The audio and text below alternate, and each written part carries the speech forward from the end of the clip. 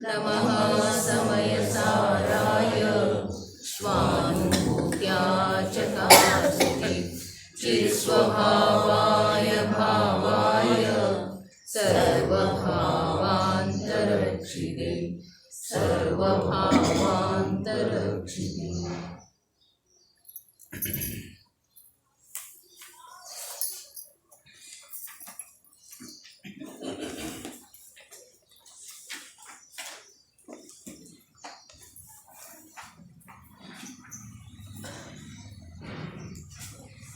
ಭರತ ಕ್ಷೇತ್ರದ ಭಗವಾನ್ ಸ್ವರೂಪವಿರುವಂಥ ಸಮಯಸಾರ ಪರಮಾತ್ಮನ ಮೇಲೆ ಇಂದಿಗೆ ಸುಮಾರು 800 ವರ್ಷಗಳ ಪೂರ್ವದಲ್ಲಿ ರಚಿಸಲ್ಪಟ್ಟಂಥ ಆತ್ಮಚಾತಿ ಟೀಕೆಯ ಮಧ್ಯದಲ್ಲಿ ಉದಿಸಿ ಬರುವ ಕಲಶರೂಪದ ಕಾವ್ಯಗಳ ಮೇಲೆ ರಾಜಮಲ್ಜಿ ಪಾಂಡೆ ನಾಮದ ಅಂತರಾತ್ಮ ಪುರುಷ ಬಾಲಬೋಧಿನಿ ಎಂಬ ಹೆಸರಿನ ಟೀಕೆಯನ್ನು ಹಳೆ ಹಿಂದಿ ಭಾಷೆಯಲ್ಲಿ ರಚನೆ ಮಾಡಿದ್ದರು.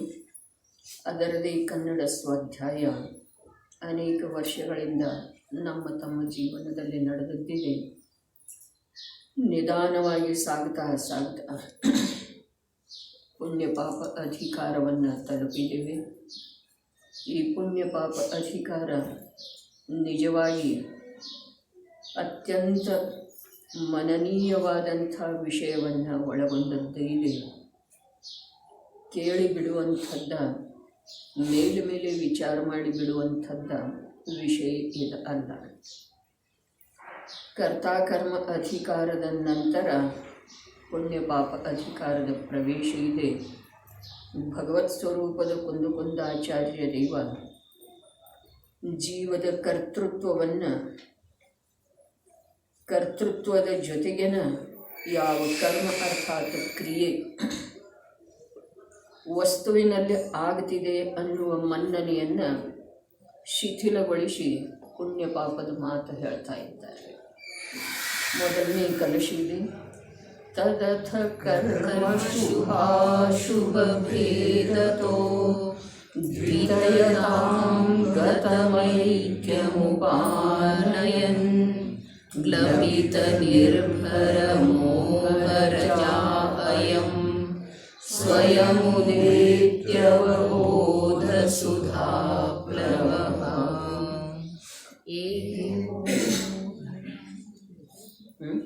ಎರಡನೇದು ಬಂದ ಹೌದಲ್ಲ.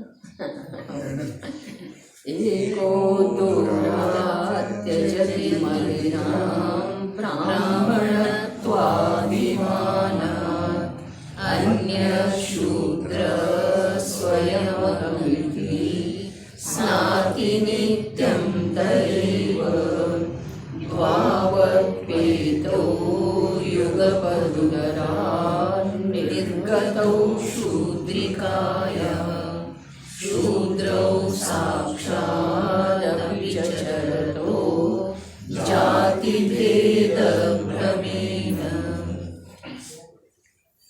ದ್ವೌ ಅಪಿ ಏತೌ ಸಾಕ್ಷಾತ್ ಶೂದ್ರ.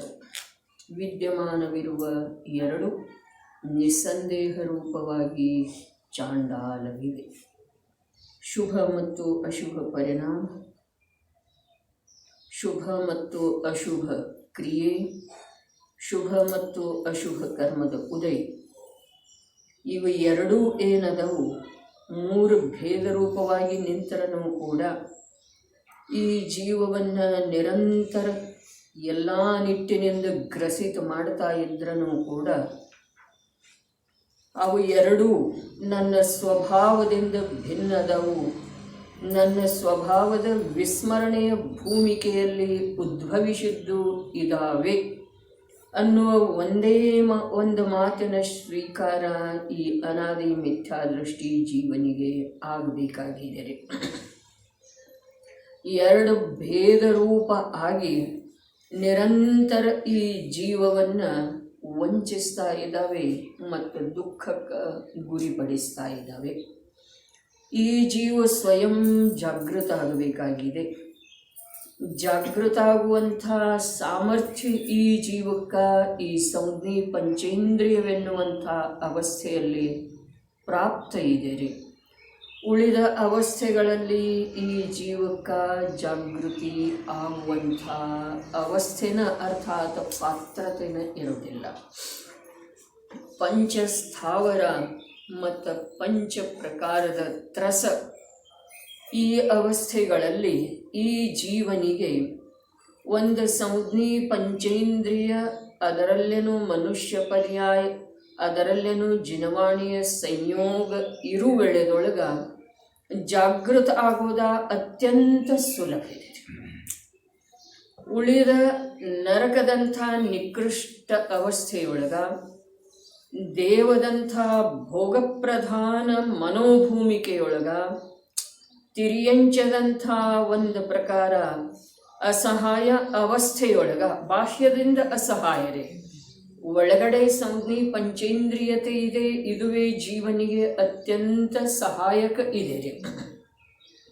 ಆದ್ರೆ ಆ ಮೂರು ಗತಿಗಳಲ್ಲಿ ಯಾವ ಪ್ರಕಾರ ಅಧಿಕ ಪ್ರಯತ್ನ ಮಾಡುವ ಅವಶ್ಯಕತೆ ಇದೆಯೋ ಆ ಪ್ರಕಾರ ಇಲ್ಲಿ ಇಲ್ಲ. ನಮಗೆ ಅನೇಕ ಪ್ರಕಾರದ ಬಾಹ್ಯ ಅನುಕೂಲತೆ ಇದೆ ರೀ. ಅನೇಕ ಪ್ರಕಾರದ ಬಾಹ್ಯ ಅನುಕೂಲತೆಯೊಳಗ ಏನಿದೆ ಅಂತಂದ್ರೆ ವರ್ತಮಾನದಲ್ಲಿ ಧರ್ಮದ ರುಚಿ ಉತ್ಪನ್ನವಾಗುವಂಥ ನಿಮಿತ್ತಗಳ ವಿಪುಲತೆ ಇದೆ ರೀ. ಇಷ್ಟೇ, ಬೇರೆ ಏನೂ ಇಲ್ಲ. ತನ್ನ ಹಿತದ ವಿಚಾರ ಅಥವಾ ರುಚಿ ಉತ್ಪನ್ನವಾಗುವುದರಲ್ಲಿ ನಿಮಿತ್ತಗಳು ನಮಗೆ ವಿಪುಲವಾಗಿ ಉಪಲಬ್ಧ ಅದವ್ರಿ. ನಿನ್ನೆಯ ಮಾತ ಅದ್ಭುತವಾದಂಥ ಮಾತರೆ, ಲೋಕೋತ್ತರವಾದಂಥ ಮಾತ. ವಿಧ ವಿಧ ಜೀವಗಳಿವೆ, ವಿಧ ವಿಧ ಕರ್ಮಗಳಿವೆ, ವಿಧ ವಿಧ ಲಬ್ಧಿ ಇದೆ. ಸ್ವಪರ ಸಮಯಗಳಲ್ಲಿ ವಚನ ವಿವಾದ ವರ್ಜಿತವಿದೆ. ವಚನ ವಿವಾದ, ವಾದ ವಿವಾದ ಅಂತೂ ಇರುವುದಿಲ್ಲ, ವಚನ ವಿವಾದ ವರ್ಜಿಸಿದೆ. ನೋಡ್ರಿ, ಆ 156ನೇ ಗಾಥೆಗೆ ಯಾವ ಭದ್ರ ಭೂಮಿಕೆ ರೂಪದಿಂದ 155ನೇ ಗಾಥೆಯ ಟೀಕೆ ಇಲ್ಲಿ ಅನೇಕ ಬಾರಿ ವಾಚನ ಮಾಡಿದೇವಲ್ಲ, ಅದರಿಂದ ನಮ್ಮ ಅಂತರಂಗದೊಳಗೆ ಒಂದು ಪ್ರಕಾರದ ಜಾಗೃತಿ ಆಗಿದೆ. ಏನು ಜಾಗೃತಿ ಆಗಿದೆ? ಆ ಶ್ರೀಮದ್ ಅರಹಂತ ಪ್ರಭುಗಳ ಮುಖಾರವಿಂದದಿಂದ ಹೊರಬರಟಂಥ ಸಮಸ್ತ ಪದಾರ್ಥಗಳ ನಿರೂಪಣೆ, ಸ್ವರೂಪದ ನಿರೂಪಣೆ ಇದೆಯಲ್ಲ, ಅಂಥ ಚತುರ ವಚನಗಳ ಆಧಾರದಿಂದ ವಸ್ತುಗಳನ್ನು ತಿಳಿದರು. ಯಾರ ನಮ್ಮ ಸಾಧಕರ, ಭಾವಲಿಂಗಿ ಸಂತರ, ನಮ್ಮ ಗುರುಗಳು. ಏನು ತಿಳಿದ್ರು? ಶುದ್ಧ ನಿಶ್ಚಯ ನಯಾತ್ಮಕವಾದಂಥ ಪರಮಾತ್ಮ ಸ್ವರೂಪದ ಧ್ಯಾನ ಏನಿದೆ ಅದುವೇ ಪ್ರತಿಕ್ರಮಣ ಇದೆ. ಏನಿದೆ ರೀ ಮುನಿ ಜೀವನದೊಳಗೆ? ಅವರ ಜೀವನ ಯಾವುದಕ್ಕೆ ಸಮರ್ಪಿತ ಇದೆ? ಅವೆಲ್ಲ ಮುಂದಿನ ಅದವ್ರಿ. ಮೊದಲು ಹೇಳಿದ್ರಲ್ಲ, ಶುದ್ಧ ನಿಶ್ಚಯ ನಯಾತ್ಮಕವಾದಂಥ ಪರಮಾತ್ಮ ಸ್ವರೂಪದ ಧ್ಯಾನ ಏನಿದೆ ಅಲ್ಲ, ಇದಕ್ಕೆ ಪ್ರತಿಕ್ರಮಣ.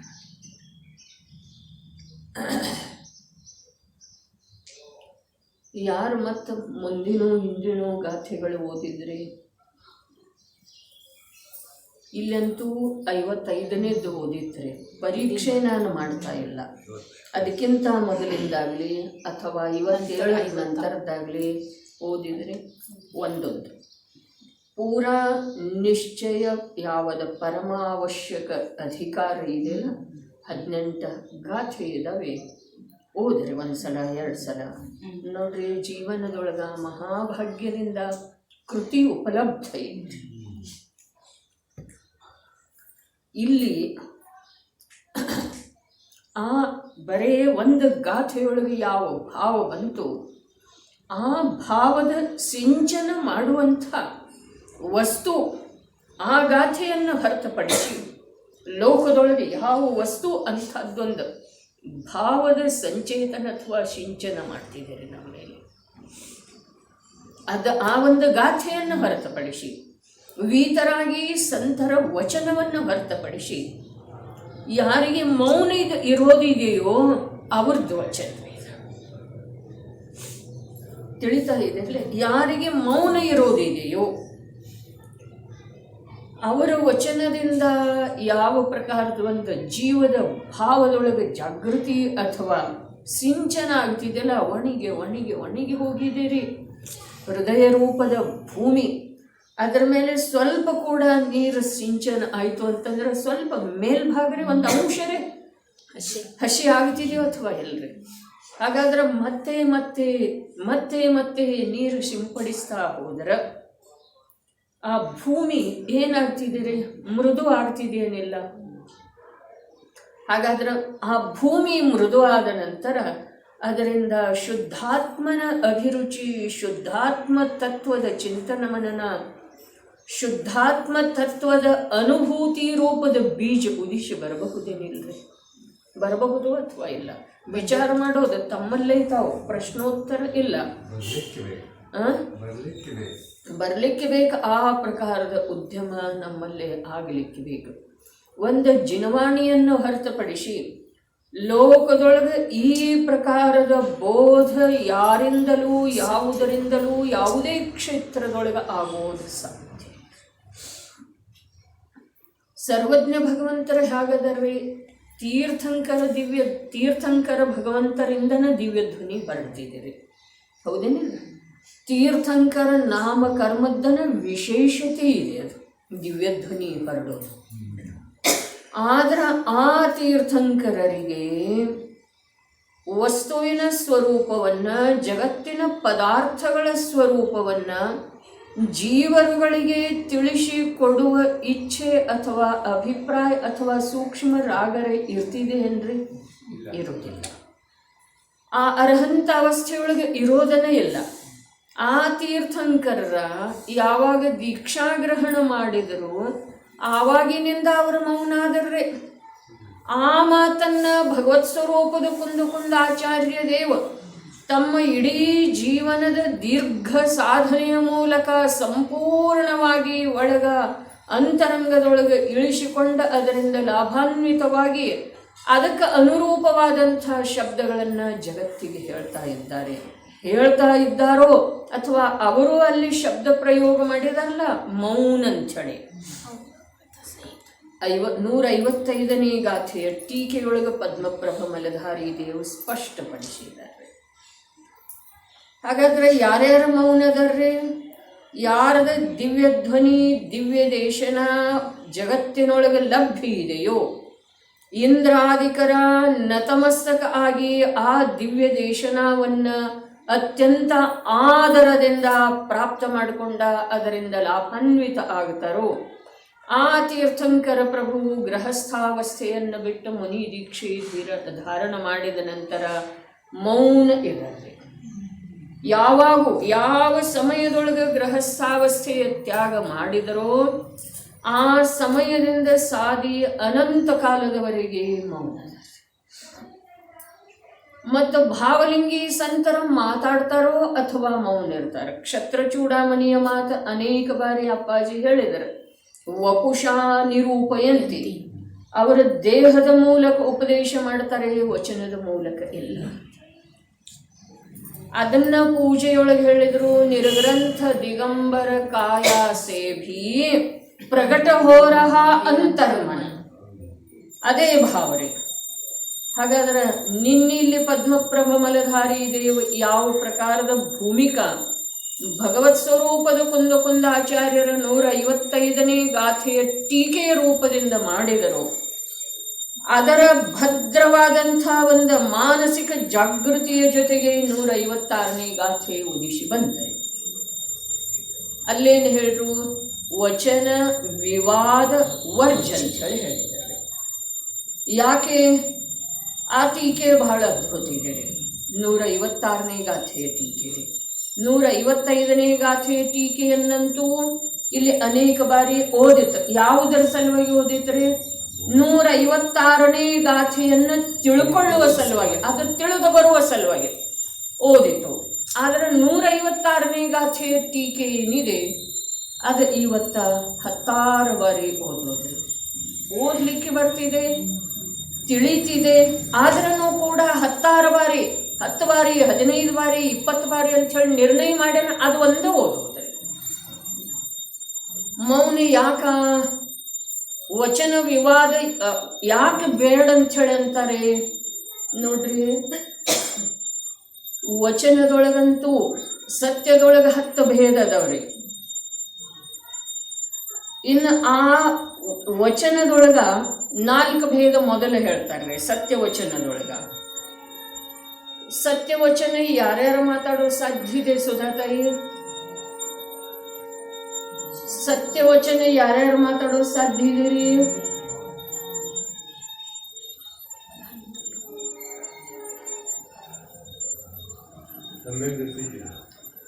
ಸಂಜ್ಞಿ ಪಂಚೇಂದ್ರಿಯ ಮಿಥ್ಯಾದೃಷ್ಟಿಯನ್ನು ಹಿಡ್ಕೊಂಡ 13ನೇ ಗುಣಸ್ಥಾನದವರೆಗಿನ ಜೀವರುಗಳೆಲ್ಲ ಸತ್ಯ ಮಾತಾಡೋದು ಸಾಧ್ಯ ಇದೆ. ಮಿಥ್ಯಾದೃಷ್ಟಿ ಜೀವ ಸತ್ಯ ಮಾತಾಡೋದಿಲ್ಲ ಹೀಗಿಲ್ರಿ, ಅವನು ಸತ್ಯ ವಚನ ಸಾಪೇಕ್ಷ ಹೇಳ್ತಾ ಇದ್ದಾರೆ. ಅಸತ್ಯ ವಚನ ಯಾರ್ಯಾರು ಮಾತಾಡೋದು ಸಾಧ್ಯ ಇದೆ ರೀ? ಸತ್ಯವಚನ ಯಾರು ಹೇಳ್ತು? ಸಂಜ್ಞಿ ಮಿಥ್ಯಾದೃಷ್ಟಿ ಜೀವವನ್ನು ಹಿಡ್ಕೊಂಡು, ಅರ್ಥಾತ್ 1ನೇ ಗುಣಸ್ಥಾನವನ್ನು ಹಿಡ್ಕೊಂಡು 13ನೇ ಗುಣಸ್ಥಾನ ತನಕ. ಅಸತ್ಯವಚನ ಯಾರ್ಯಾರು ಮಾತಾಡೋದು ಸಾಧ್ಯ ಇದೆ ರೀ?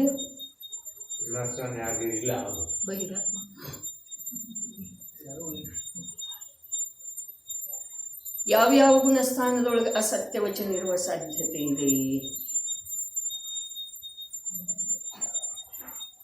ವಿಚಾರ ಮಾಡಿ ಬರ್ತೇನಂದ್ರೆ ಬರ್ಲಿ.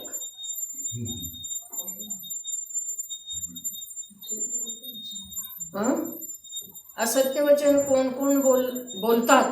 खालचे पहिले 2 इंद्रिय हा खालचे जे इंद्रिय 2 इंद्रिय 3 इंद्रिय ते जीवाचं नाही. ಸಂಜ್ಞಿ ಪಂಚೇಂದ್ರಿಯದಿಂದ ಹಿಡ್ಕೊಂಡು 1ನೇ ಗುಣಸ್ಥಾನ ಹಿಡ್ಕೊಂಡು ಸಂಜ್ಞಿ ಪಂಚೇಂದ್ರಿಯ ಮಿಥ್ಯಾದೃಷ್ಟಿ ಪ್ರಥಮ ಗುಣಸ್ಥಾನವರ್ತಿ ಅವನನ್ನು ಹಿಡ್ಕೊಂಡು 13ನೇ ಗುಣಸ್ಥಾನದವರೆಗಿನ ಜೀವರುಗಳ ಸತ್ಯವಚನ ಮಾತಾಡೋ ಸಾಧ್ಯ ಇದೆ ಅಂತ ಹೇಳಿ ಹೇಳ್ತಾರೆ. ಅಸತ್ಯವಚನ ಯಾರು ಮಾತಾಡೋ ಸಾಧ್ಯ ಇದೆ? ಹಾಗಾದ್ರೆ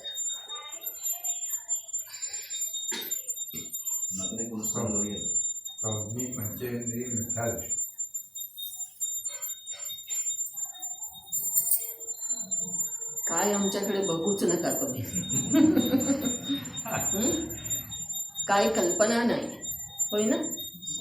योग्यता ज्यांच्यामध्ये नाहीच आहे ते सगळे असत वचन.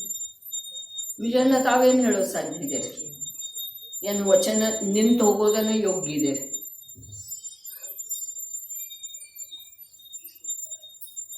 ನಿಜವಾಗಿ ವಿಚಾರದ ಕಡೆಗೆ ಜೀವದ್ದು ಎಷ್ಟು ಏಕಾಗ್ರತೆ ಆಗ್ತಿದೆಯಲ್ಲ ಅಷ್ಟು ವಚನ ಕುಂಠಿತ.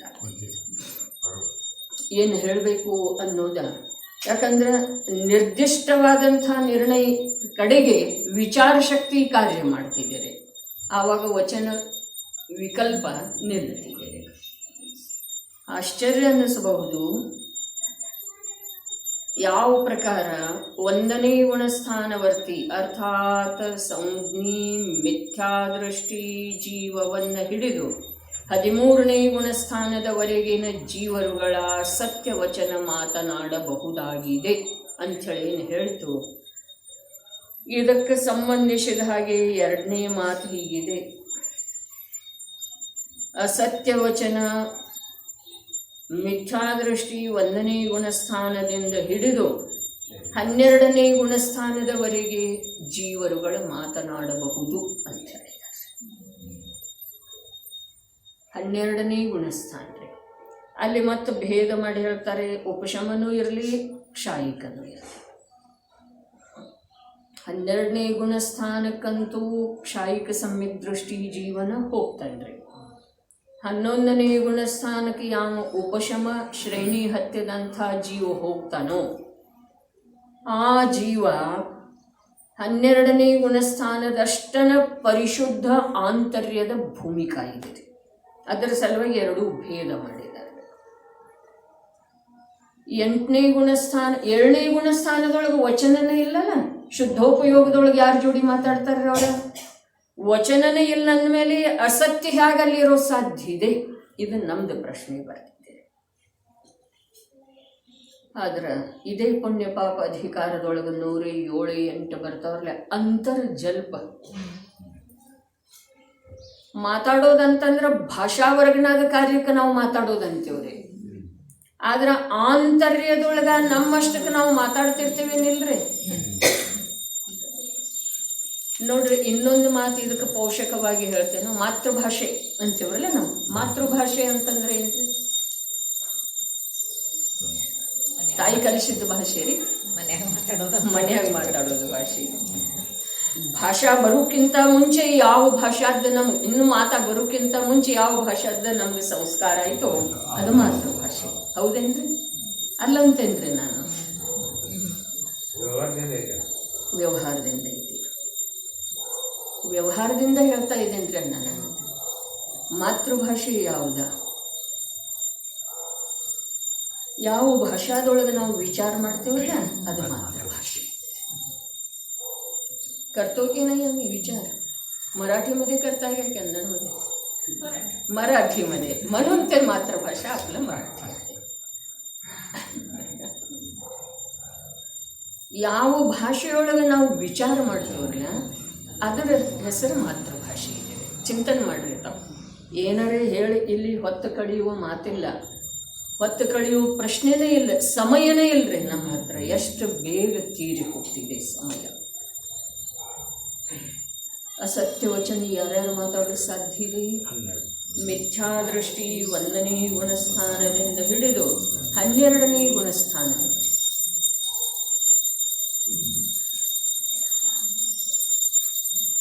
ಅದು ಹೇಗೆ ಇಷ್ಟು ನಾ ಹೇಳಿರ್ತೇನೋ ಅದರ ಬಗ್ಗೆ ತಮ್ಮದೇನ್ರೆ ಸಂದೇಹ ಉತ್ಪನ್ನ ಆಗುವ ಹಾಗೆ ಚಿಂತನೆ ವಿಚಾರ ನಡೀತು ಅಂತಂದ್ರೆ ಆ ಸಂದೇಹದ ಸ್ಪಷ್ಟೀಕರಣ ನಾಳೆ.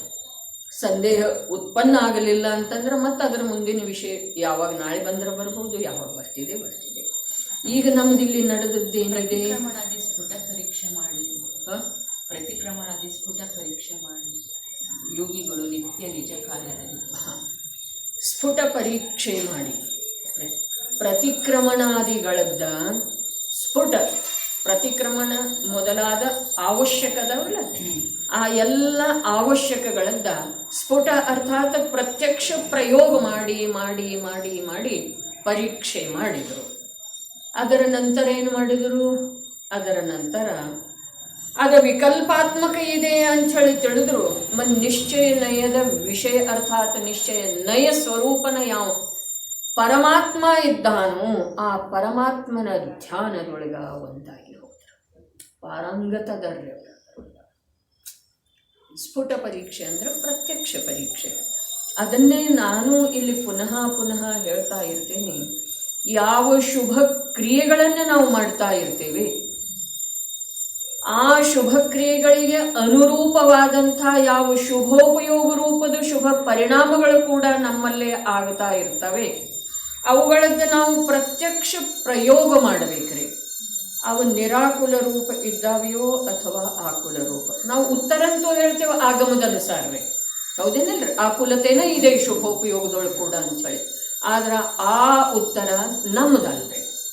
ಆ ಉತ್ತರಕ್ಕೆ ಯೋಗ್ಯವಾದಂಥ ವಿಚಾರ ನಮ್ಮಲ್ಲೇ ಉತ್ಪನ್ನ ಆಗಿ ಅಂಥ ಉತ್ತರ ನಮ್ಮಿಂದ ಬರಬೇಕ್ರಿ. ಆವಾಗ ಅಶುಭ ಪರಿಣಾಮ ಅಥವಾ ಅಶುಭ ಕ್ರಿಯೆಯಿಂದ ಯಾವ ಪ್ರಕಾರ ನಾವು ದೂರ ಮಾಡುವ ಸಲುವಾಗಿ ಶುಭ ಪರಿಣಾಮ ಅಥವಾ ಶುಭ ಕ್ರಿಯೆಗಳಲ್ಲೇ ಬಂದಿದ್ದೇವೆಯೋ, ನಿಂತಿದ್ದೇವೆಯೋ, ಮಾಡ್ತಾ ಇದ್ದೇವೆಯೋ ಅವುಗಳಿಂದ ಕೂಡ ದೂರಾಗಿ ಆ ಶುಭಾಶುಭದಿಂದ ತ್ರಿಕಾಲ ಅಸ್ಪೃಷ್ಟವಿರುವಂಥ ಜ್ಞಾತ ಸ್ವಭಾವದ ಕಡೆಗೆ ನಾವು ಉದ್ಯಮಶೀಲ ಆಗುವ ಸಾಧ್ಯತೆ ಇದೆ. ನಮ್ಮ ಪರಿಣಾಮ ಮತ್ತು ನಮ್ಮ ಕ್ರಿಯೆಗಳದ್ದ ನಾವು ನಮ್ಮದೇ ಆದಂಥ ಪ್ರಾಮಾಣಿಕ ಜ್ಞಾನದಿಂದ ಅವಲೋಕನೆ ಮಾಡಲಿಕ್ಕೆ ಬೇಕು. ನಮ್ಮ ಕ್ರಿಯೆ ಯಾವ ಕ್ರಿಯೆ? ಮಂದಿರಕ್ಕೆ ಹೋಗುವ ಕ್ರಿಯೆ, ಅಷ್ಟವಿಧಾರ್ಚನೆ ಮಾಡುವಂಥ ಕ್ರಿಯೆ, ಸ್ತುತಿ ಸ್ತೋತ್ರ ಮಾಡುವಂಥ ಕ್ರಿಯೆ, ಸಾಮಾಯಿಕ ಪ್ರೋಷಧೋಪವಾಸ ಮೊದಲಾದ ಕ್ರಿಯೆ. ಆ ಕ್ರಿಯೆ ಮತ್ತು ಆ ಕ್ರಿಯೆಗಳಿಗೆ ಸಂಬಂಧಿಸಿದ ಹಾಗೆ ಶುಭ ಉಪಯೋಗ ರೂಪದ ಪರಿಣಾಮ ಯಾವ ಅನೇಕ ಬಾರಿ ಚರ್ಚೆ ಆದದ್ದಿದೆ. ನಮ್ಮ ಜೈನ ಸಮಾಜದೊಳಗೆ ಬಹಳಷ್ಟು ಪ್ರಚಲಿತ ಇದೆ. ಏನ ರವಿವಾರ ದಿವಸ ಕ್ಷಾರರಸದ ತ್ಯಾಗವೇ. ಆ ಕ್ಷಾರರಸದ ತ್ಯಾಗ ರೂಪದ ಒಂದು ವ್ರತವನ್ನು ಯಾವ ಅನೇಕ ನಮ್ಮ ಜೈನ ಬಂಧು ಭಗಿನಿಯರ ತಮ್ಮ ಜೀವನದಲ್ಲಿ ಅಭಿನ್ನ ಅಂಗವಾಗಿ, ಅರ್ಥಾತ್ ಜೀವನದುದ್ದಕ್ಕೂ ರವಿವಾರ ದಿವಸ ಉಪ್ಪು ತ್ಯಾಗ ಇದೆ ರೀ ಅವ್ರದ್ದು. ಆದ್ರೆ ಆ ಉಪ್ಪು ತ್ಯಾಗ ಮಾಡಿ ಯಾವ ಆಹಾರ ಸೇವನೆ ಮಾಡ್ತಾರೆ, ಆ ಆಹಾರ ಸೇವನೆಯ ಸಮಯದೊಳಗ ಅವರಿಗೆ ಕ್ಷಾರ ರಸದ ತ್ಯಾಗದ ವಿಕಲ್ಪ, ಕೃತ್ರಿಮ ವಿಕಲ್ಪ ಇರ್ತಿದೆಯೋ ಅಥವಾ ಇಲ್ರಿ? ಸದೈವ ಇರ್ತಿದೆ ರೀ. ಇನ್ನು ಅದಕ್ಕೆ ನೋಡ್ರಿ, ಕ್ಷಾರ ರಸದ ತ್ಯಾಗ ಹೇಗಿರ್ತಿದೆ? ಕ್ಷಾರ ರಸದ ಸ್ವಾದ ಭೇದನ ಗೊತ್ತ ಆಗದೆ ಇರೋದಿಲ್ಲ ಕ್ಷಾರ ರಸದ ತ್ಯಾಗ. ಭೋಜನದೊಳಗ ಕ್ಷಾರ ರಸದ ಅಭಾವ ಇದೆ, ಇದು ಲಕ್ಷ್ಯಕ್ಕೆ ಬಾರದೇ ಇರೋದು ಇದು ಕ್ಷಾರ ರಸದ ತ್ಯಾಗ ಇದೆ. ಅವನು ಉಪಯೋಗದೊಳಗನ ಬರಲಿಲ್ಲರಿ ಕ್ಷಾರ ರಸ. ಆಹಾರ ಇದೆ, ಆಹಾರದೊಳಗಿನ ಯಾವ ರಸ ಲಕ್ಷ್ಯಕ್ಕೆ ಬಾರದೇ ಇರುವ ಸಲುವಾಗಿ ರಸಗಳದ್ದ ದಿನ ಒಂದೊಂದು ರಸದ ತ್ಯಾಗ ಇರ್ತಿದೆ. ತಪಸ್ಸಿದೆ ಅದ. ಬಹಿರಂಗ ಆಹಾರ ತಪಸ್ಸುಗಳಲ್ಲಿ 3ನೇ ತಪಸ್ಸಿದೆ ಅದು. ಅವು ಮೊದಲಿನ 2 ಬೇಕ್ರಿ, ಅನಶನ ಅವಮೌದರ್ಯ. ಇವು 2ರೊಳಗನು ಇವು ಪರಿಣತ ಆದ ಅಂತಂದ್ರೆ ರಸ ಪರಿತ್ಯಾಗ ಇವನಲ್ಲಿ ಬರೋದು. ರಸ ಪರಿತ್ಯಾಗ ಇದೆ ರೀ, ರಸ ತ್ಯಾಗ ಇಲ್ಲ. ಪರಿತ್ಯಾಗ ಅರ್ಥಾತ್ ದಿನ ಒಂದೊಂದು ರಸ ಆಹಾರದೊಳಗೆ ಇಲ್ದಿದ್ರೂ ಕೂಡ ಅವನಿಗೆ ರಸವೇ ಲಕ್ಷ್ಯದೊಳಗೆ ಬರ್ತಾ ಇಲ್ಲ, ಅದು ಪರಿತ್ಯಾಗ ರೀ. ತೋಡರ್ಮಲ್ಜಿ ಅವರ ಉಪ ಹಾಕತಿರ್ಲಿಲ್ಲ ಸಮ್ಯಕ್ ಜ್ಞಾನ ಚಂದಿಗೂ ಮಠ ಸಾರದ ಟೀಕೆ ಬರೆಯುವ ವೇಳೆಯೊಳಗ ಅಂತ ಅವ್ರಿಗೇನು ಏನೂ ಗೊತ್ತೇ ಆಗಲಿಲ್ಲ ಅಂತ ಹೇಳಿ.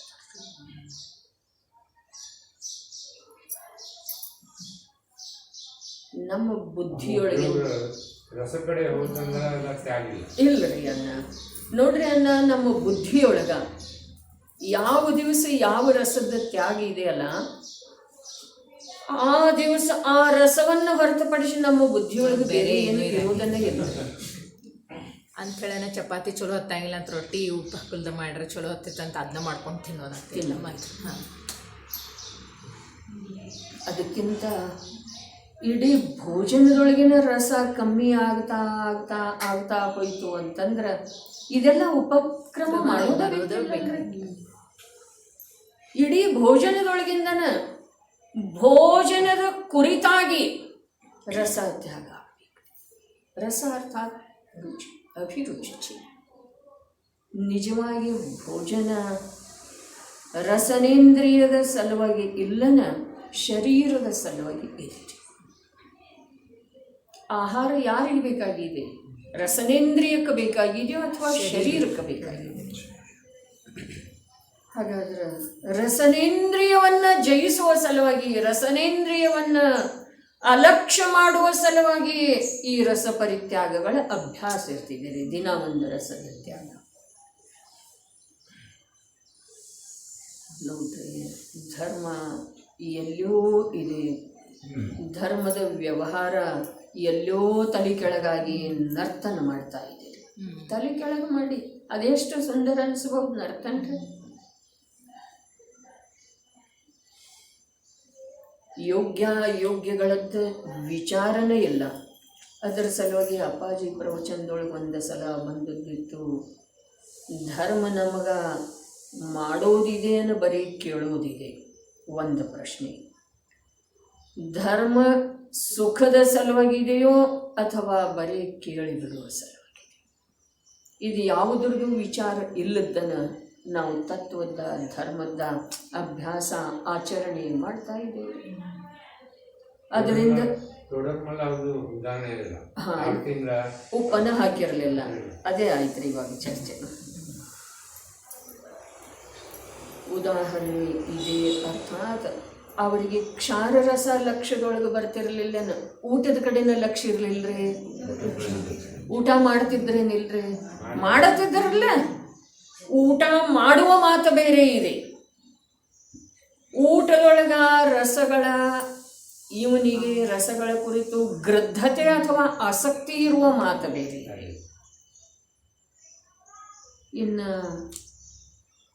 ಹಿಂದೆ ಹೇಳಿದ್ದಿತ್ರಿ, ಮುನಿರಾಜರಲ್ಲಿ ಸರಸ ನಿರಸ ಭೋಜನದ ಕುರಿತು ಸಮಭಾವ ಇರ್ತಿದೆ ಅಂಥೇಳಿ. ಅವರು ಭೋಜನದೊಳಗ ಸರಸ ನಿರಸತೆಯನ್ನು ನೋಡ್ತಾರೆ, ಅಥವಾ ಆರೋಗ್ಯಕ್ಕೆ ಅನುಕೂಲ ಪ್ರತಿಕೂಲವನ್ನು ನೋಡ್ತಾರೆ, ಅಥವಾ ಬಿಸಿ ತಣ್ಣಗ ನೋಡ್ತಾರೆ, ಅಥವಾ ಕಠೋರ ಮೃದು ನೋಡ್ತಾರೆ. ಇವೆಲ್ಲ 5 ಇಂದ್ರಿಯದ ವಿಷಯನ ಅದು. ಅವರು ಬರೇ ಏನು ನೋಡ್ತಾರೆ? ಶುದ್ಧಾಶುದ್ಧಿ, ಶುದ್ಧಾಶುದ್ಧಿ ಪ್ರಾಸುಖ ಇತ್ತು ಅಂತಂದ್ರೆ ಆಯ್ತು. ಅದರ ಸಲುವಾಗಿ ಯೋಗಸಾರ ಪ್ರಾಭೃತದೊಳಗ ಬಹಳ ಸುಂದರ ಚರ್ಚೆ ಇದೆ. ಭವಾಭಿನಂದಿ ಅಂಥೇಳಿ ಶಬ್ದ ಪ್ರಯೋಗ ಇದೆ. ಭವಾಭಿನಂದಿ ಮುನಿ ಆಹಾರದೊಳಗೆ ಏನು ನೋಡ್ತಾನೆ? ನಿಜವಾದ ಮುನಿ ಆಹಾರದೊಳಗೆ ಏನು ನೋಡ್ತಾನೆ? ಆರೋಗ್ಯಕ್ಕೆ ಪ್ರತಿಕೂಲ ಇದ್ರೂ ಕೂಡ ಅದು ಅವ್ರ ಲಕ್ಷ್ಯಕ್ಕೆ ಹೋಗೋದಿಲ್ರಿ. ಇಂದ್ರಿಯದಂತೂ ಮಾತನೇ ಇಲ್ಲ. ಬಿಸಿ ತಣ್ಣಗ ಕಠೋರ ಮೃದು ಇದು ಸ್ಪರ್ಶನೇಂದ್ರಿಯದ ವಿಷಯ ಇದೆ ರೀ. ಅವೆರಡೂ ಏನು, ಅವು 4 ಏನದವು?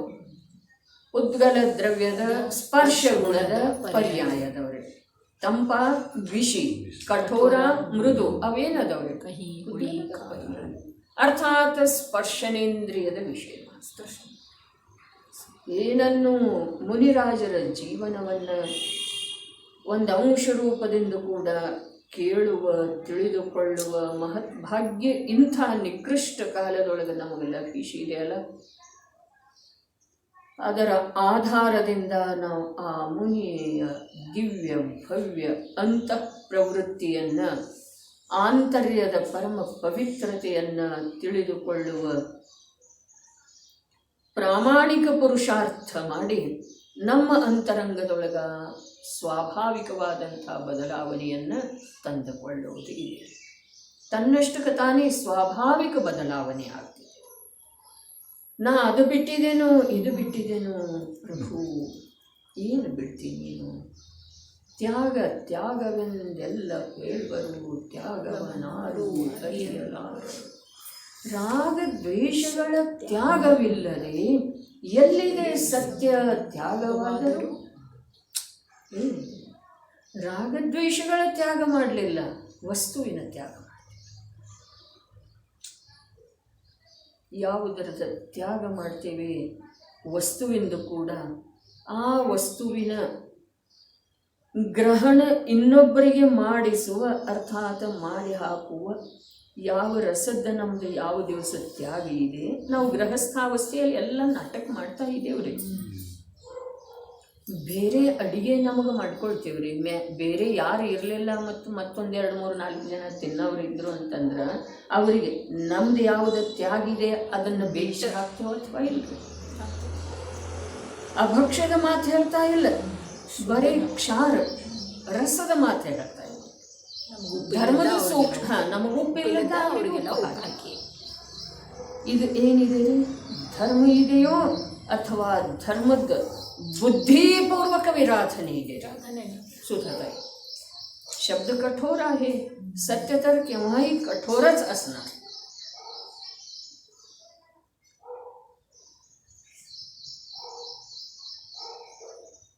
ಒಂದೂ ಜೀವ ಇಲ್ಲ, ಯಾವುದೋ ಒಂದು ಪದಾರ್ಥ ನಾವು ಶೋಧನೆ ಮಾಡುವ ಕಾರ್ಯ ಮಾಡದ್ದನ್ನ ಅಥವಾ ವಿಚಾರ ಇಲ್ಲದನ್ನ ಅದನ್ನು ಬಳಸಿದರೆ ಹಿಂಸೆ ಇದೆ ರೀ. ಧರ್ಮದ ಸೂಕ್ಷ್ಮತೆ ಎಲ್ಲಿದೆ? ಒಂದೂ ಜೀವ ಇಲ್ಲ ಅದರೊಳಗೆ, ತ್ರಸ ಜೀವ ಇಲ್ಲ. ಆದರೆ ಶೋಧನೆ ಮಾಡುವ ವಿಚಾರ ಇಲ್ಲದನ್ನ ಬಳಸಿದರೆ ಅದೇನಿದೆ? ಹಿಂಸೆ ಇದೆ. ಒಂದೂ ಜೀವ ಸತ್ತಿಲ್ಲನರೇ ಅಲ್ಲಿ, ಆದರನೂ ಕೂಡ ಹಿಂಸೆ ಇದೆ. ಈ ಹಿಂಸೆಯ ಸ್ವರೂಪವನ್ನ ಇದೇ ಅಮೃತ ಚಂದ್ರಾಚಾರ್ಯ ದೇವ ಪುರುಷಾರ್ಥ ಸಿದ್ಧಿ ಉಪಾಯದೊಳಗ ಉಪಲಬ್ಧ ಜಿನ ಶಾಸನಗಳಲ್ಲಿ ಇಲ್ಲದೇ ಇರುವ ವಿಲಕ್ಷಣ ರೂಪದಿಂದ ತೋರಿಸಿಕೊಟ್ಟಿದ್ದಾರೆ. ಏನು 4 ಶಬ್ದ ಅದವು? ಹಿಂಸೆ, ಹಿಂಸ್ಯ, ಹಿಂಸಕ, ಹಿಂಸೆಯ ಫಲ. ಪುರುಷ ಸಿದ್ಧಿ. ಏನ್ರಿ ಹಿಂಸೆ? ಇದು ಕ್ರಿಯೆ. ಹಿಂಸ್ಯ ಯಾವುದನ್ನು ಹಿಂಸಿಸಲಾಡ್ತಿದೆ, ಯಾರ ಹಿಂಸೆಯು ಮಾಡ್ತಾರೋ ಅವ್ರ ಹಿಂಸಕ. ಅದರ ಫಲ ಯಾರಿಗೆ? ಅದಕ್ಕೆ ನೋಡ್ರಿ, 4 ಅನುಯೋಗಗಳಿಂದ ವಿಭಾಜಿಸಲ್ಪಟ್ಟಂಥ ಜಿನವಾಣಿ 4 ಗತಿಗಳ ಮಾರ್ಗವನ್ನು ನಿಲ್ಲಿಸಿ ಬಿಡ್ತಿದೆ, ಬಂದ್ ಮಾಡಿಬಿಡ್ತಿದೆ. 4 ಗತಿಗಳಲ್ಲೇ ಈ ಜೀವ ನಿರಂತರ ಬಿಟ್ಟು ಬಿಡದೆ ಧಾವಿಸ್ತಾ ಇದ್ದಾನೆ, ಓಡಾಡ್ತಾ ಇದ್ದಾನೆ, ಪತನ ಮಾಡ್ತಾ ಇದ್ದಾನೆ, ಲಂಘಿಸ್ತಾ ಇದ್ದಾನೆ. ಆ 4 ಗತಿಗಳ ಮಾರ್ಗ 4 ಅನುಯೋಗದಿಂದ ವಿಭಾಜಿತ ಅಥವಾ ನಿಬದ್ಧವಿರುವಂಥ ಜಿನವಾಣಿ 4 ಗತಿಗಳ ಕಡೆಗಿನ ಗಮನವನ್ನು ನಿಲ್ಲಿಸ್ತಿದೆ. ಅತೀಂದ್ರಿಯ ಆನಂದದ ಸಾಗರನಾದಂಥ ನಿಜ ಶುದ್ಧಾತ್ಮನಲ್ಲಿ ಜ್ಞಾನ, ದರ್ಶನ, ಚಾರಿತ್ರ, ಅಸ್ತಿತ್ವ, ವಸ್ತುತ್ವ ಮೊದಲಾಗಿ ಎಲ್ಲವೂ ಅಂತರ್ನಿಹಿತ ಆಗಿ ಹೋಗುವುದ ಇದು ಜಿನಶಾಸನದ ಪ್ರಯೋಜನ ಇದೆ. ಪುಣ್ಯ ಪಾಪ ಇವಂತೂ ನಿಜವಾಗಿ ಏನದವು ಅಂತಂದ್ರೆ ಜ್ಞಾನದರ್ಶನ ಸ್ವಭಾವಿಯಾದಂಥ ಜೀವಕ್ಕ ಪುಣ್ಯ ಮತ್ತು ಪಾಪ ಇವು ಎರಡಾಗಿ ಕಾಣಿಸೋದ. ಇದು ಜ್ಞಾನದರ್ಶನದ್ದನ ವಿರಾಧನೆ ಇದೆ. ತಿಳಿತಾ ಇದೆ? ಪುಣ್ಯ ಮತ್ತು ಪಾಪ ಇವು ಇಷ್ಟ ಅನಿಷ್ಟ, ಶುಭ ಅಶುಭ ರೂಪವಾಗಿ ಕಾಣೋದ ಅವು ಜ್ಞಾತಾದೃಷ್ಟ ಸ್ವಭಾವದ್ದನ ತಿರಸ್ಕಾರ ಇದೆ, ಅವಮಾನ ಇದೆ, ನಿರಾದರ ಇದೆ. ಅವು 2 ಇಲ್ಲ, 2 ರೂಪ ಇಲ್ಲ, ಕಥಂಚಿತ್ ಇದಾವೆ. ಕಥಂಚಿತ್ ಹೇಗಿದಾವೆ? ಪ್ರತ್ಯಕ್ಷ ನೋಡಿದರೆ ಸಂಯೋಗ ದೃಷ್ಟಿಯಿಂದ, ಕಥಂಚಿತ್ತು ಕೂಡ ಬರೀ ಸಂಯೋಗ ದೃಷ್ಟಿಯಿಂದ ನೋಡಿದರೆ. ಜೀವನಿಗೆ ನಿರೋಗಿ ಶರೀರ ಇರೋದೇದು ಪುಣ್ಯದ ಉದಯ ಇದೆ ರೀ. ಜೀವನಿಗೆ ಸಬಲ ಸುಂದರ ಶರೀರ ಇರೋದೇದು ಪುಣ್ಯದ ಉದಯ ಇದೆ. ಹಾಗಾದ್ರೆ ಆ ಶರೀರದ ಸಂಯೋಗದ ಮೂಲಕ ನೀ ಜೀವವನ್ನು ನೋಡಿದೆಲ್ಲ ಏನಿದೆ ರೀ? ಸಂಯೋಗ ದೃಷ್ಟಿಯೊಳಗ ನಮ್ಮನ್ನ ನಾವು ನೋಡೋದ, ನಮ್ಮನ್ನ ನಾವು ತಿಳ್ಕೊಳ್ಳೋದ, ಇದು ನಮ್ಮ ಸ್ವರೂಪಕ್ಕೆ ಮಹಾಕಲಂಕ ಇದೆ ರೀ. ಈಗ ಮಿಥ್ಯಾತ್ವದ ಮಾತು ಬಂತು ಭಜನೆಯೊಳಗ, ಎಂಥ ಉತ್ಕೃಷ್ಟ ಮಾತು. 7 ವ್ಯಸನಕ್ಕಿಂತ ಮಹಾಪಾಪಿ, ಅದರ ಫಲ ಮಹಾನ ಸಂಸಾರ, ಘೋರ ಸಂಸಾರದ ದುಃಖ. ಮಿಥ್ಯಾತ್ವ ತಿಳಿದು ಬರೋದಿಲ್ರಿ ನಮಗ. ವ್ಯಸನ ಕಂಡು ಬರ್ತಿದೆ, ಪಾಪ ಕಂಡು ಬರ್ತಿದೆ, ನೀ ಅಸತ್ಯ ಮಾತಾಡಿದೆ ಕಂಡು ಬರ್ತಿದೆ. ಆದ್ರೆ ಅದರ ಸಲುವಾಗಿ ಹೇಳಿದೆ, ಅಸತ್ಯ ವಚನ 12ನೇ ಗುಣಸ್ಥಾನದವರೆಗೆ ಇದೆ ರೀ. ಅರೆ ಅವ್ರೆಲ್ಲಿ ಮಾತಾಡ್ತಾರ? 7ನೇ ಗುಣಸ್ಥಾನದೊಳಗನ ಮಾತಾಡುವುದಿಲ್ಲ. ಆದ್ರೆ ಮಾತಾಡುವುದಿಲ್ಲ ಆದ್ರೂ ಕೂಡ ಹೇಳೋದೇನ್ರಿ ವಿಜಯನ್ನ? ಹೇಳಲಿಕ್ಕೆ ಬೇಕ್ರಿ. ಮಾತಾಡದಿದ್ರೂ ಕೂಡ ಎಲ್ಲಿಯವರೆಗೆ ಅಪೂರ್ಣ ಅವಸ್ಥೆ ಇದೆ ಅಲ್ಲಿಯವರೆಗೆ ವಚನದ ಅಂತರ್ಜಲ್ಪ ಇದೆ ನೋಡ್ರಿ. ಅದಕ್ಕೆ ಧರ್ಮದ ಸೂಕ್ಷ್ಮತೆ, ಸರ್ವಜ್ಞ ಪ್ರಭುವಿನ ಮಾತನ್ನು ತಿಳ್ಕೊಳ್ಳುವ ಸಲುವಾಗಿ ಸರ್ವಜ್ಞ ಪ್ರಭು ನಿರೂಪಿಸಲ್ಪಟ್ಟಂಥ ವಸ್ತುವಿನ ಸ್ವರೂಪವನ್ನು ತಿಳ್ಕೊಳ್ಳುವ ಸಲುವಾಗಿ ಮಹಾಪುರುಷಾರ್ಥ ಬೇಕ್ರಿ. ಸಾಮರ್ಥ್ಯ ಇಲ್ಲ ಶರೀರದೊಳಗ 5 kg ಎತ್ತಲಿಕ್ಕೆ ಆಗೋದಿಲ್ಲ, 50 kg ಎತ್ತಬಹುದು. ಅದು ಆಶ್ಚರ್ಯ ಅಲ್ಲ, ಅದು ಶರೀರದ ಸಾಮರ್ಥ್ಯ ಇದೆ. ಅದು ಒಂದು ಪ್ರಕಾರದ ಮನಸ್ಸಿನ ದೃಢ ನಿರ್ಧಾರ ಇದೆ. ಹೌದೇನಿಲ್ರಿ? ಯಾರೂ ಇಲ್ಲ ಎತ್ತಬಹುದೇನಿಲ್ರಿ? ಏನಾದರೂ ಮಾಡಿ ಅದರದ್ದು ಮಾಡಬಹುದು ಅಥವಾ ಇಲ್ರಿ? ಜಾಗಕ್ಕೆ ಇಡಬಹುದು ಅಥವಾ ಇಲ್ರಿ? ಮಾಡಬಹುದು. ಯಾಕೆ ಅಂತಂದ್ರೆ ಮನಸ್ಸಿನ ನಿರ್ಧಾರ ಇದೆ ರೀ. ಅದೇ ಪ್ರಕಾರ ಸರ್ವಜ್ಞ ಪ್ರಭುವಿನಿಂದ ನೋಡಲ್ಪಟ್ಟಂಥ ನನ್ನ ಸ್ವರೂಪವನ್ನು ನಾನು ತಿಳ್ಕೊಳ್ಳುವ ನಿರ್ಧಾರ ಮಾಡೋದಿದೆ ರೀ. ಮಾಡಿದ ನಂತರ ಅಲ್ಲಿ ಪುರುಷಾರ್ಥ ಜಾಗೃತ ಆಗೇ ಆಗ್ತದೆ. ಅಲ್ಲಿ ಬರ್ತಿದೆ ನಿಯಮಸಾರದೊಳಗ ಸಂಭೋಗ, ಸುಲೋಚನದ ಸಂಭೋಗ. ಏನು ಶಬ್ದ ಪ್ರಯೋಗ! ಪದ್ಮಪ್ರಭ ಮಲಧಾರಿದೇವರು ಈಗ 156ನೇ ಗಾಥೆಯ ಟೀಕೆ ನೋಡ್ರಿ, ಅಲ್ಲಿ ಏನೇನು ಇದೆ ಅನ್ನೋದು ಬಹಳ ಅದ್ಭುತ ವಿಷಯ. ನಮಗೆ ಕುಂದರ ದೊರಕಿದ್ದ ಕುಂದರ ಶಾಸ್ತ್ರ ನಮ್ಮ ಕೈಯೊಳಗೆ ಬಂದದ್ದ, ನಮ್ಮ ಇಡೀ ಜೀವನ, ಇಡೀ ನಮ್ಮ ಪುಣ್ಯ, ನಮ್ಮ ಕೈಯ ಕಣ್ಣು ಎಲ್ಲವೂ ಒಂದು ಪ್ರಕಾರ ಪರುಷಮಣಿ ಸ್ಪರ್ಶದ ಹಾಗೆ ಚಿನ್ನಮಯ ಆಗಬೇಕ್ರಿ. ಆ ಜಡ ಚಿನ್ನದ ಮಾತು ಹೇಳ್ಬೇಡ್ರಿ. ಚಿನ್ನ ಯಾಕೆ ಹೇಳ್ತಾರ್ರಿ? ಯಾಕೆ ಹೇಳ್ತಾರ? ಚಿನ್ನದೇನು ಮಹಿಮೆ ಇದೆ ರೀ, ಬಹಳ ಮಹಿಮೆ ಇದೆ ರೀ. ಮೋಹಿ ಜೀವದ ದೃಷ್ಟಿಯಿಂದಲ್ಲ, ವಸ್ತು ಸಾಪೇಕ್ಷ ಹೇಳ್ತಾ ಇದೆ ರೀ ಜೈನ ದರ್ಶನದೊಳಗ. ಚಿನ್ನ ಯಾವುದೇ ಅವಸ್ಥೆಯೊಳಗ ನಿಷ್ಕಲ್ಮಶ ಇರ್ತಿದೆ ರೀ, ಪರಿಶುದ್ಧ ಇರ್ತಿದೆ ರೀ. ಎಲ್ಲಿ? ಗಣಿಯೊಳಗ ಕೂಡ ರೀ. ನೀವು 16 ಶಾಖ ಕೊಟ್ಟ ನಂತರ ಅಪರಂಜಿಯಾಗುವ ಮಾತಿಲ್ಲ, ಆದ್ರೆ ಗಣಿಯೊಳಗಿನ ಚಿನ್ನ ಪರಿಶುದ್ಧ ಇದೆ ರೀ. ಸಂಯೋಗ ದೃಷ್ಟಿಯಿಂದ ನೋಡ್ತೇವ್ರಿ ನಾವು. ಚಿನ್ನಕ್ಕೆ ಬೆಲೆ ಅದರ ಪರಿಶುದ್ಧತೆಗಿದೆ ರೀ, ಅದರ ನಿಷ್ಕಲ್ಮಶತೆಗಿದೆ ರೀ. ಅಜ್ಞಾನಿಗಳ ಅದಕ್ಕೆ ಬೆಲೆ ಕೊಡುವ ಮಾತಿಲ್ಲ. ಅಜ್ಞಾನಿಗಳು ಯಾವುದಕ್ಕೆ ಬೆಲೆ ಮಾಡೋ ಸಾಧ್ಯ ಇದೆ? ಯಾವುದರ ಬೆಲೆ? ಬರೀ ತಮ್ಮ ಅಜ್ಞಾನದ ಬೆಲೆ ಮಾಡ್ತಾರೆ.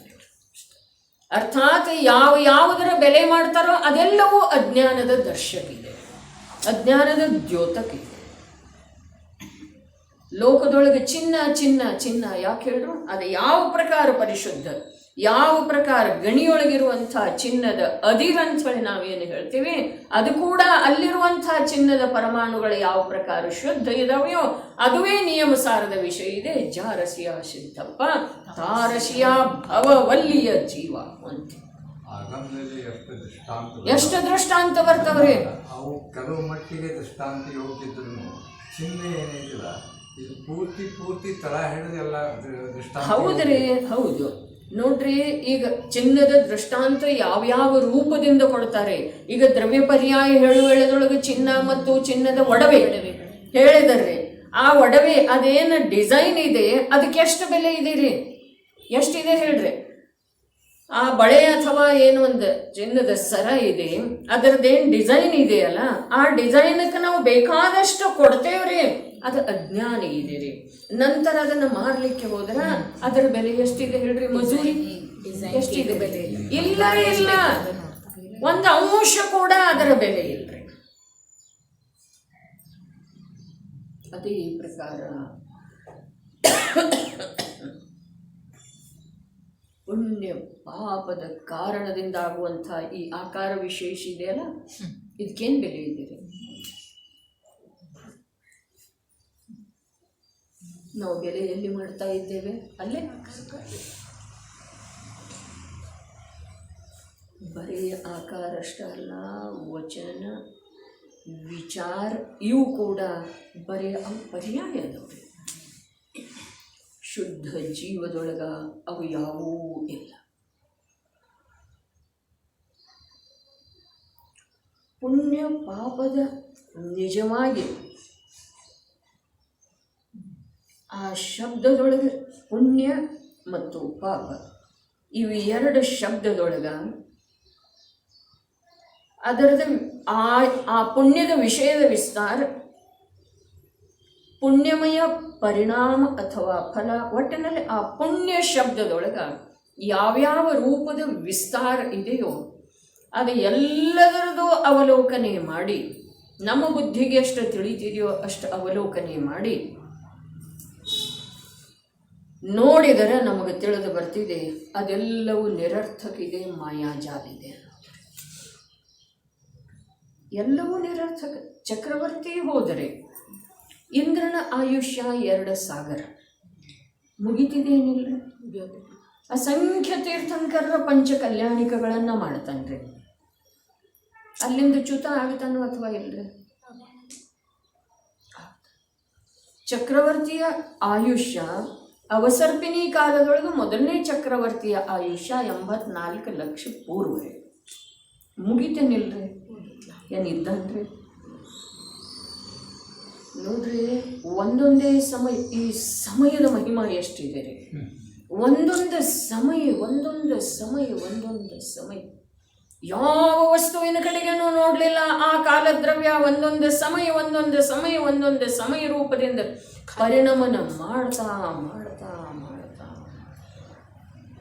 ವಸ್ತುಗಳನ್ನು ಅನೇಕಾನೇಕ ರೂಪವಾಗಿ ಮಾಡಿಬಿಟ್ಟಿದ್ದೀರಿ. ಇದ್ದದ್ದನ್ನ ಇಲ್ಲದಾಗಿಸಿದೆ, ಇಲ್ಲದನ್ನ ಉತ್ಪನ್ನ ಮಾಡಿದ್ದೀರಿ. ಪರ್ಯಾಯ ರೂಪದಿಂದ ಉತ್ಪನ್ನ ಆದೇನಿಲ್ರಿ. ಇದ್ದದ್ದು ಇಲ್ಲಾಗಿ ಹೋಯ್ತು ಅಥವಾ ಇಲ್ರಿ, ಪರ್ಯಾಯ ರೂಪದಿಂದ ಇಲ್ಲಾಗಿ ಹೋದರು ಅಥವಾ ಇಲ್ರಿ. ನಮ್ಮ ತಾಯಿ ತಂದೆ ಯಾರು ಬಂಧು ನಮ್ಮಲ್ಲೇ ಇದ್ರು ಅವರು ಇಲ್ಲದಾಗಿ ಹೋದರು ಅಥವಾ ಇಲ್ರಿ. ಯಾರು ನಮ್ಮವ್ರು ಇರ್ಲಿಲ್ಲ, ಅವರೆಲ್ಲ ನಮ್ಮವರಾಗಿ ಬಂದ್ರೇನಿಲ್ರಿ. ಅದೇನು ಮಾಡಿದೆ ಕಾಲ ತನ್ನಲ್ಲೇ ತಾನು ಒಂದೊಂದು ಸಮಯ. ಅದಕ್ಕೆ ಕುಂದಾದ್ರಿ ದರ್ಶನದೊಳಗ ಅಕ್ಷಯ ಚಕ್ಷುವಿನೊಳಗ ಮಾತು ಬರ್ತಾವು. ಹೊನ್ನೂರು ಪ್ರಭೆಯೊಳಗ ಕಾಲ ದ್ರವ್ಯ ಯಾವುದರ ಸಲುವಾಗಿಯೂ ತನ್ನ ಗತಿಯೊಳಗೆ ಶೀಘ್ರತೆಯನ್ನು ತಂದುಕೊಳ್ಳುವುದಿಲ್ಲ, ಮಂದತೆಯನ್ನು ತಂದುಕೊಳ್ಳುವುದು. ತನ್ನಷ್ಟಕತ ತನ್ನ ಸ್ವಭಾವ ರೂಪದಿಂದ ಪರಿಣಾಮ ಮಾಡ್ತಾ ಇರೋ ವೇಳೆಯೊಳಗ ಈ ಜಡಚೇತನಗಳ ಅಜ್ಞಾನಿ ಜೀವ ಮತ್ತು ಪುದ್ಗಲ ದ್ರವ್ಯಗಳ ನಾನಾ ರೂಪ ಧಾರಣ, ಮಿಕ್ಸ್ಚರ್, ನಾನಾ ರೂಪ ಧಾರಣ ಮಾಡಿ ಬರ್ತವೆ. ಅದನ್ನು ಮೂಢ ಜೀವ ಇದು ಒಳ್ಳೆಯದ, ಇದು ಒಳ್ಳೆಯದಲ್ಲ, ಇದು ಸುಖರೂಪ, ಇದು ದುಃಖ. ಈ ಚಕ್ರದಿಂದ ಯಾವಾಗ ಬರುವುದ್ರೆ ಯಾವಾಗ ಬರುವುದೇ? ಈ ಪುಣ್ಯ ಪಾಪ ಅಧಿಕಾರ ಇದೆಯಲ್ಲ, ಅದರ ಅಧಿಕಾರ ಅನಾದಿಯಿಂದ ನಡೀತಾ ಇದೆ. ಪಾಪದ ಅಧಿಕಾರ ಈ ಜೀವದ ಮೇಲೆ ನಡೀತಾ ಇದೆ, ಪುಣ್ಯದ ಅಧಿಕಾರ ಈ ಜೀವನ ಮೇಲೆ ನಡೀತಾ ಇದೆ. ಪುಣ್ಯ ಫಲದ ಅಧೀನ ಇದ್ದಾನೆ, ಪಾಪ ಫಲದ ಅಧೀನ ಇದ್ದಾನೆ. ಇಲ್ಲದಿದ್ರೆ ಹೇಳ್ರಿ, ದೇಹದೊಳಗೆ ರೋಗ ಆದ ನಂತರ ಅವನು ದುಃಖಿ ಯಾಕಾಗ್ತಾನ್ರಿ? ಪಾಪ ಫಲದ ಅಧೀನ ಇಲ್ಲದೆ ಹೋದ್ರೆ, ಪಾಪ ಫಲಕ್ಕೆ ವಶೀಭೂತ ಆಗದೆ ಹೋದ್ರೆ ಅವನು ದುಃಖಿ ಯಾಕಾಗ್ತಾನ್ರಿ? ಪುಣ್ಯ ಫಲದ ಅಧೀನ ಇಲ್ಲದೆ ಹೋದ್ರೆ ಮಗನ ಮದುವೆ ನಿಶ್ಚಿತ ಆದ್ಮೇಲೆ ಸಂತುಷ್ಟ ಯಾಕಾಗ್ತಾನ್ರಿ? ಇವನ ಆತ್ಮನಲ್ಲೇ ಏನಾಗಿದೆ ರೀ? ಇವನ ಆತ್ಮನಲ್ಲೇ ಸಂತೋಷ ಆಗುವಂಥದ್ದೇನಾಗಿದೆ? ಸಂತೋಷ ಅರೂಪಿ ಆತ್ಮನ ಪರ್ಯಾಯದೊಳಗಾಗ್ತಿದೆ.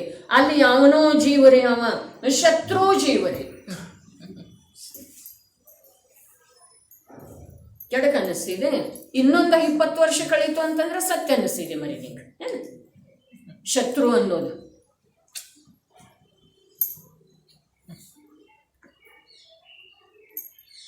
ಗುಣಭದ್ರಾಚಾರ್ಯ ದೇವಿಯನ್ನು ಹೇಳಿದ್ರು, ಪೂರ್ವಭವದ ಶತ್ರು ಜೀವಗಳನ್ನ ನಿನ್ನ ಉದರದಿಂದ ಸಂತಾನ ಪುತ್ರಾಧಿಕರಾಗಿ ಜನಿಸ್ತಾರೆ. ತೆಗೆದು ಹೋದರೆ ನಂದೇನೂ ಇಲ್ಲ, ಅವ್ರದ್ದು ಏನಿಲ್ರಿ. ಗುಣಭದ್ರಾಚಾರ್ಯದ ಏನಿದೆ, ಅವ್ರದ್ದು ಏನಿಲ್ಲ, ಸಂಸಾರದ ಸ್ವರೂಪ. ಅದಕ್ಕೆ ಹೇಳಿದ್ನ ಸ್ನೇಹ ನೋಡಿ ಹೇಳಕ್ಕೆ ಇನ್ನೊಂದು 20 ವರ್ಷ ಕಳೆದ್ಮೇಲೆ ಗೊತ್ತಾಗ್ತಿದೆ ಅಂತ ಹೇಳಿದ. ಅದು ಇಷ್ಟು ದಿನ ಅನ್ಸೋದಿಲ್ರಿ. ಲೋಕದೊಳಗೆ ಲೋಕೋಕ್ತಿ ಇದೆ, ಇಳಿತಾ ಬಂದ ಹಾಗೆ ತಿಳಿತಾ ಬರ್ತಿದೆ.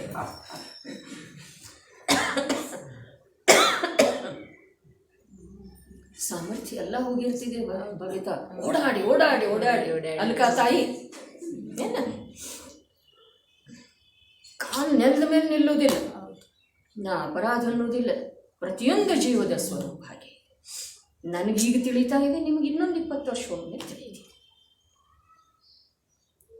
ಜ್ಞಾನಿ ಗುರುಗಳ ಹೇಳಿದ್ದ ಎಷ್ಟು ಸತ್ಯ, ಅವ್ರ ಅಸತ್ಯ ಹೇಳೋದು ಸಾಧ್ಯನೂ ಇಲ್ಲ. ಯಾಕೆ ಅಂತಂದ್ರೆ ವಸ್ತು ಸ್ವರೂಪ ಹೇಳಿದಾರೆ ಅವರು. ಅವ್ರು ಯಾರಿಗೆ ಸುಖ ಆಗ್ತೈತೇನ, ದುಃಖ ಆಗ್ತೈತೇನ, ಯಾರಿಗೆ ಮನುಷ್ಯಗೆ ವೇದನೆ ಆಗ್ತೈತೇನ, ಯಾರ ಮನುಷ್ಯಗೆ ಸಂತೋಷ, ನನಗೆ ಸಂತೋಷ ಆಗೋ ಸಲುವಾಗೇನೂ ಹೇಳಿಲ್ಲ, ನಿನಗೆ ದುಃಖ ಆಗೋ ಸಲುವಾಗೇನೂ ಹೇಳಿಲ್ಲ. ವಸ್ತು ಸ್ವರೂಪ ಇದೆ.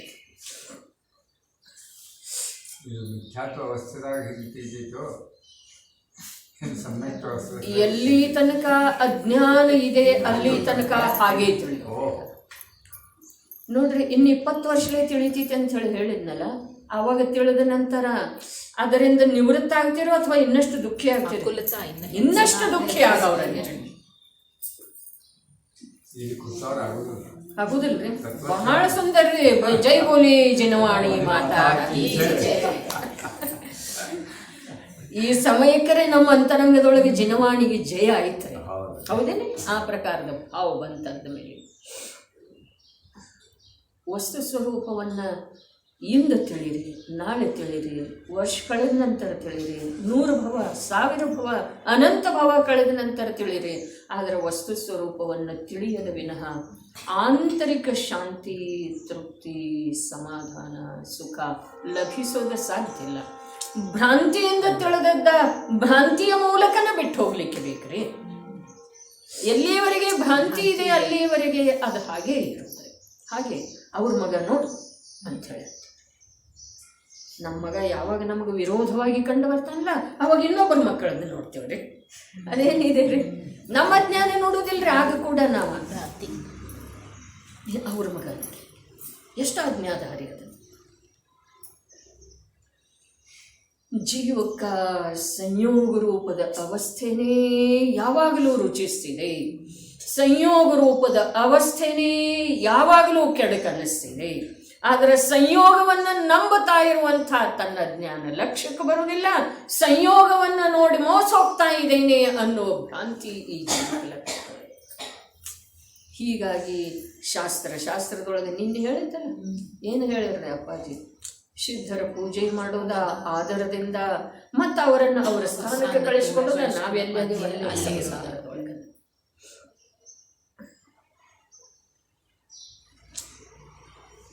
ಜನವಾಣಿ ಕೇಳ್ತಾ ಇರು ವೇಳೆದೊಳಗೆ, ಓದುತ್ತಾ ಇರು ವೇಳೆದೊಳಗೆ ಅನ್ನೋದ ವಕ್ತಾರನ ಮಾತು ಸತ್ಯ ಅನ್ನೋದ ಮುಚ್ಚಿಟ್ಟ ನಂತರ ನಮ್ದೇನೈತೆ ಅದೇ ಸತ್ಯಪ್ಪ, ನೋಡೋಣ ಅದಂತೂ ಸತ್ಯ ಐತಿ, ನಾಳೆ ನೋಡೋಣ ಅನ್ನೋದ್ರೆ ಅದರ ಸಲುವಾಗಿ ನಾಳೆ ಅದಕ್ಕೆ ಮುಷ್ಕಿಲ್ ಸೇ ನರ್ತನ ಪಾಯ ನರ್ತನ ಮೇ ಪಾಪ್ ಕಮಾಯ. ಎಂಥ ಅಬ್ಜನಿ ಏನು ಸಂಪಾದನೆ ನಾವೇನು ಮಾಡಿದೀವ್ರಿ? ಧನ, ವಿದ್ಯೆ, ಖ್ಯಾತಿ, ಹೆಸರ, ಅರೆ ಅದೆಲ್ಲ ಪಾಪ ಇದೆಪ್ಪ, ಬರೇ ಪಾಪ. ಮುಷ್ಕಿಲ್ ಸೇ ನರ್ತನ ಪಾಯ ನರ್ತನ ಮೇ ಪಾಪ ಕಮಾಯ.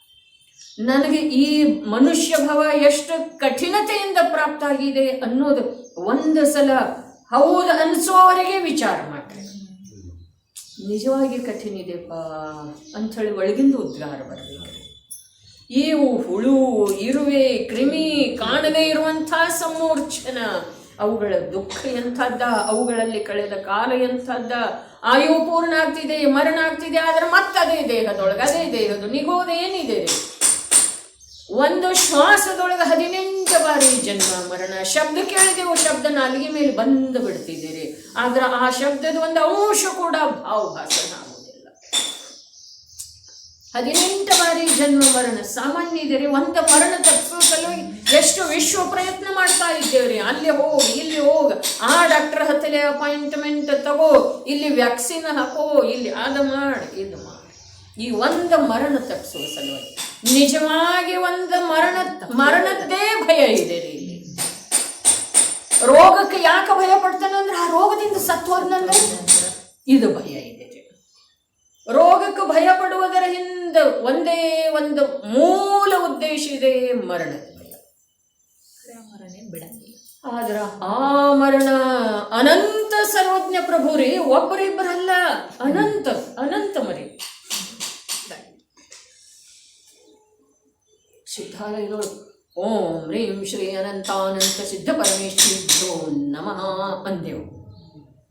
ಆ ಅನಂತಾನಂತ ಸಿದ್ಧ ಪರಮೇಶ್ವರಿಭ್ಯೋ ನಮಃ ಅನ್ನೂ ಒಳ್ಳೆದೊಳಗ ಅನಂತ ಅನಂತ ಅನಂತ ಸಿದ್ಧರ ಪರಮ ಇಷ್ಟ ಪದಕ ಪ್ರಾಪ್ತಾಗಿದ್ದಾರೆ, ತಮ್ಮ ಪರಮ ಇಷ್ಟ ಪದಕ ಪ್ರಾಪ್ತಾಗಿದ್ದಾರೆ, ಶಾಶ್ವತ ಸುಖ ಸ್ಥಾನಕ್ಕೆ ಪ್ರಾಪ್ತಾಗಿದ್ದಾರೆ. ಅವರು ಯಾವುದರ ಆಧಾರದಿಂದ ಅಂಥ ಶಾಶ್ವತ ಸುಖ ಸ್ಥಾನವನ್ನು ಪಡೆದರೋ ಅದುವೇ ನನಗೆ ಆಧಾರ ಆಗಲಿ ಅನ್ನುವ ಭಾವಿದೆ. ಆ ಜಪದಿಂದರೆ 9 ಸಲ ಅಂದು ಬಿಟ್ರೆ ನಮ್ದು ಕರ್ತವ್ಯ ಮುಗೀತು. ನಾವೇನು ಕಾಂಟ್ರಾಕ್ಟ್ ತಗೊಂಡಿದ್ದೇವಲ್ಲ ಅದು ಮುಗೀತು. ಆದರೆ ಅದರ ಫಲ ಏನಿದೆ? ಅನಂತಾನಂತ ಸಿದ್ಧ ಪರಮೇಷ್ಠಿಭ್ಯೋ ಅನ್ನೋ ವೇಳೆದೊಳಗೆ ಎಷ್ಟು ಒಳಗಡೆ ಒಂದು ಪ್ರಕಾರದ ಸಂವೇದನ ಆಗಬೇಕು, ಭಯ ಆಗಬೇಕು, ಪ್ರಮೋದ ಆಗಬೇಕು, ಏನೇನೆಲ್ಲ ಭಾವ ಆಗಬೇಕ್ರಿ. ಅನಂತ ಅನಂತ ಸಿದ್ಧರ ಆಗಿ ಹೋದರು ನಾನಿನ್ನು ಹಾಗೆ ಇದೇನಲ್ಲ, ಇದು ಭಯ ಬೇಕೆನ್ನು ಬೇಡ್ರಿ, ಕಂತ ಬೇಕೆನ್ನು ಬೇಡ್ರಿ.